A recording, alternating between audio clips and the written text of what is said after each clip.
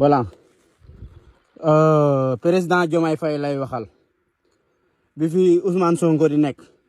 lii nekkutoon lu am bi nga daxee Ousmane Sonko la lii commencé am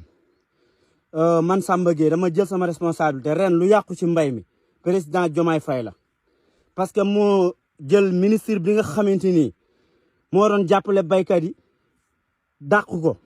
jël premier ministre bi nga xam ne moo ko faloon nga xam ne dafa taxaw rek ngir Sénégal baax dafa taxaw ngir Sénégal jóg ci coono yi dafa taxaw pour néew di doole yi jógee ci néew doole président Diomaye Faye jëlee ko fa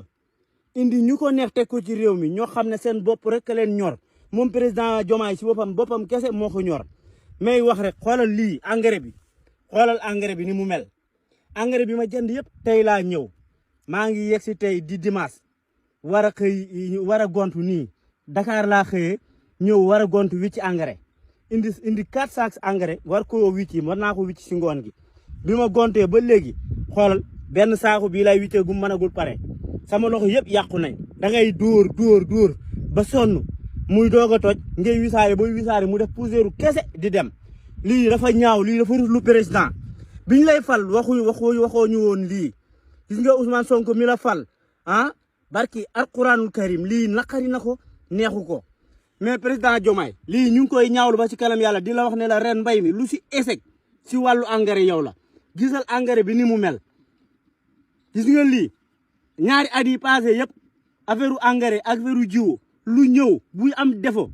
dañuy wax directement opérateur bi mu delloo ji ko du si teg baat parce que xam na ne bu ko delloo ji wut Ousmane Sonko bu si jotee na ko fekk mu delloo ji ko mais ren lu neex gars yi la ñu indi engrais bii ba ma juddoo ba tey maa ngi doo gis engrais bi engrais boo xam ne ay doj la def da ngay fëgg bañ lay waaj a suuli ngay soog a mun a engrais foo doon xëy di wicci 10 sacs engrais mënoo xëy wicci ñaari saaku engrais président Diomaye pour mu leer barki Alaaji Fàllu Mbàkke billahi wallahi tallahi yàq nga réew mi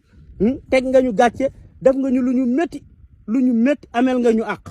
parce que ministre bii nga booleel ñu nii mu yor mbay mi ren xamul fu muy taxaw ñun sax xamuñu sax nu mu tudd lii dafa métti xoolal engrais bi ni mu mel xoolal lii xoolal engrais bi da ngay dóor bu bëgg a dee xoolal engrais bi booy dóor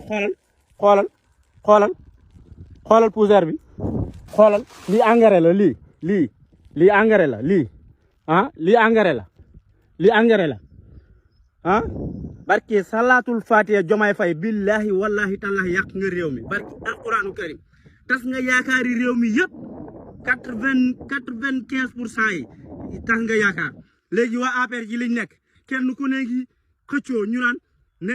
seen réunion groupe bi mooy ñun ñëpp nañ dem Diomaye président parce que Sonko ma doon bloqué jógee koo na fa fi ñu toll nii ku dem di nga mën a séddu mën a indil sa askan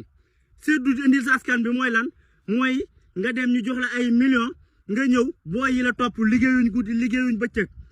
politique rek lañ def muy métier ñooñu noonu la ñuy ñëw kenn ku ne ñu lay fay weer 25 000 weer 50 000 ñii weer 100 000 ñuy xëy di tëdd mooy toog muy dox bi delloo si waat nga ko ba pare ci président Diomaye ci réew mi barki sëñ Touba